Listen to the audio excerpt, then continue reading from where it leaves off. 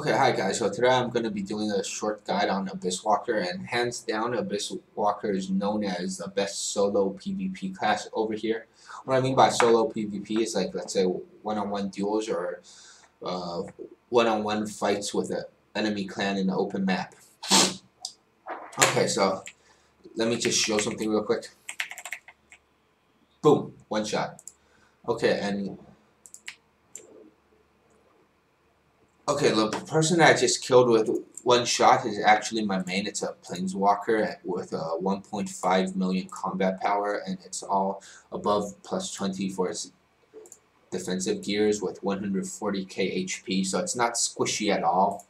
And the Abyss Walker I'm playing right now is actually a Smurf, my friend, and less than 100 USD has been spent on this account, so the dagger is still at SR, not UR, and the rings are only plus 15 and plus 16, so it doesn't even have that much attack damage, and I just killed a person with 250k more combat power than me with one shot.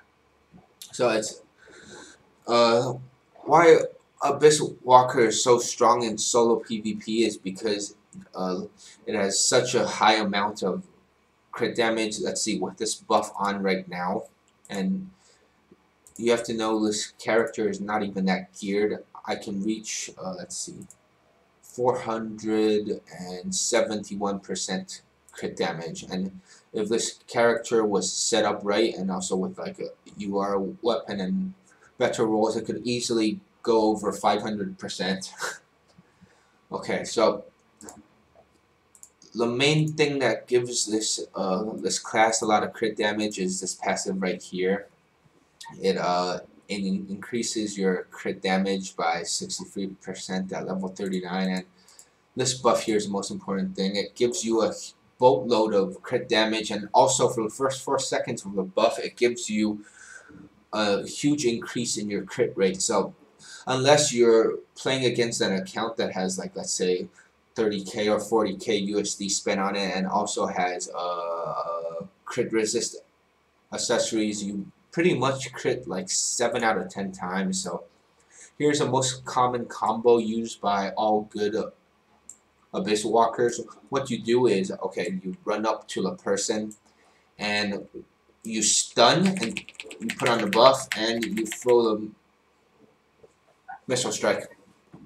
Okay, so you stun, and during the duration of the stun you want to put your buff on and throw your ultimate skill.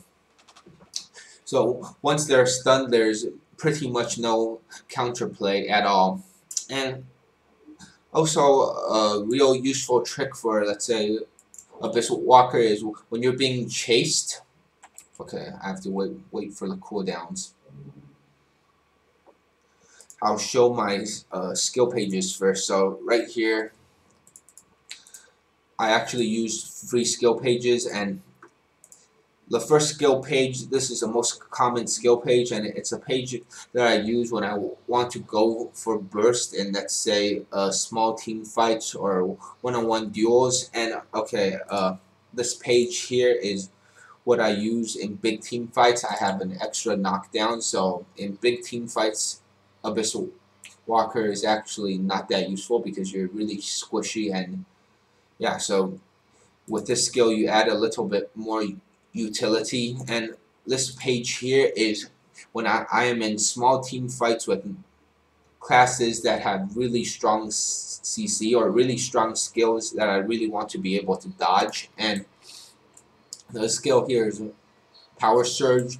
What you can do is when you're fighting a person and they throw like a cone or a line skill shot, you surge through them and stun at the same time and also dodge a skill shot. Okay, next thing is a trick is when you're being chased, what you do is let the person chase you, you put on the buff, turn around, stun, and you throw your ultimate skill.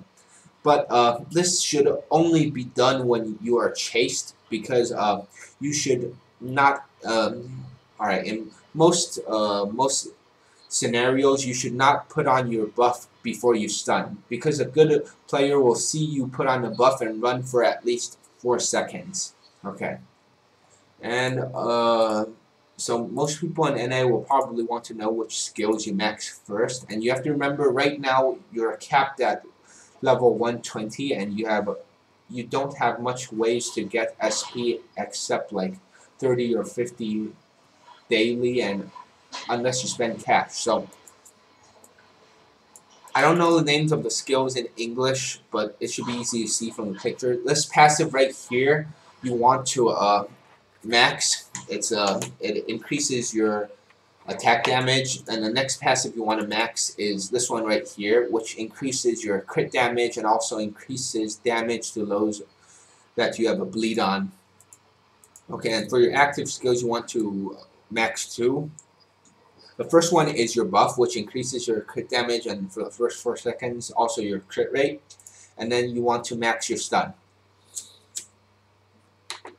And okay, so after this, the skill you want to max is this skill right here. It does a decent amount of damage, and after you max this skill, okay, what I would do is at level, let's say 120, I would put 8 or 9 points into this, but not max this skill right here because the growth of each level is like really small. Okay, and I would actually at level 120, I would actually max your move speed. Okay, max a move speed, and listen, passive right here. Please ignore listen passive because dodge is not that useful of a stat where NA is at right now, but later on it becomes really useful. But as of now, don't put points into the skill. And okay. So I also play the Smurf of my clan leader, which is an Abyss Walker with like let's say 40k USD spent on it. It's in the top 10. Okay, and he has Leech 2 skills max, and it offers a lot of utility and also does a decent amount of damage, but only max Leech 2 skills if let's say you're a cash player and buy skill points. Those skills are nice to have, but it's not a must-have. Okay, so the next thing, let's cover what you should have for your pet gear, the stats for your pet gear, since you have pet gear in NA right now. Okay, so for the 2 offensive pieces, the substat you want to have, there's only one single choice, it's crit. So find the crit pieces first. Then after that, level them up. And for the defensive one, always go for a crit resist or dodge. And okay, right now in NA, I was told you don't have substats for soul crystals yet, which really sucks because it's going to be a huge pain if you get your soul crystals to SR and it comes out with the wrong substat. And on our servers, Abyss Walkers only use one substat for the offensive ones, which is crit damage. An SR Soul Crystal gives you 1.55% crit damage, and for the defensive ones, you want to go with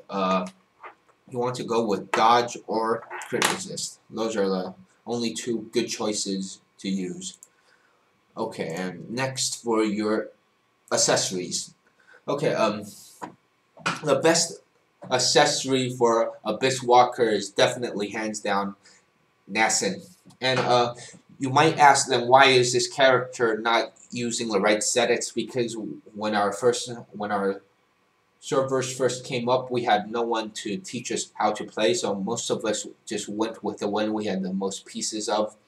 So most good Abyss Walkers wish they had picked the right one, but after you enhance them over plus 14, you are not going to start again. So if your enhancement is not that high, please just redo your accessories, because later on in a 260 patch it becomes really easy to raise the attribute level of your accessories, and a full set of Nascent gives you 25% move speed, which is really good. And compared to the other choices, Elven is not bad. It gives you stun resist, but you are so strong in 1v1, you don't really need that stun resist.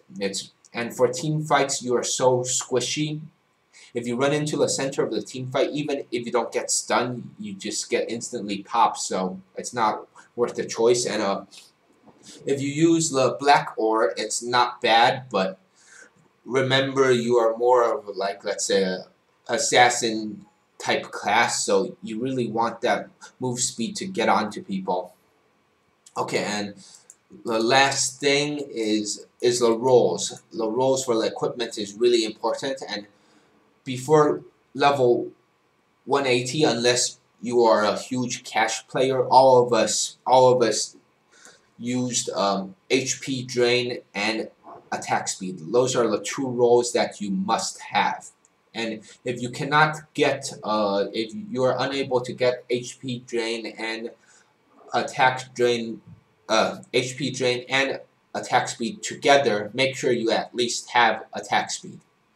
Okay, and if you're rolling for HP drain and attack speed, and you end up with attack speed, crit damage, and crit, that is the best possible PvP roll in a game. If you get that, do not re-roll. Just keep that and get HP drain in your helmet and all your accessories. And why HP drain is so important, because most people don't understand is this game is more of like a resource management game. We have lots of free-to-play guys that don't spend cash in our guild who have been able to manage their resources really well and are as strong as guys that have spent like 10k USD on a game. So yeah, and for rolls for your necklace, the best roll for under level 180 is attack speed and HP drain, and for your two earrings, you want to focus on move speed. You want to get move speed for both earrings, and for best to have it at the point where NA is at now is to have HP drain and move speed for your earrings.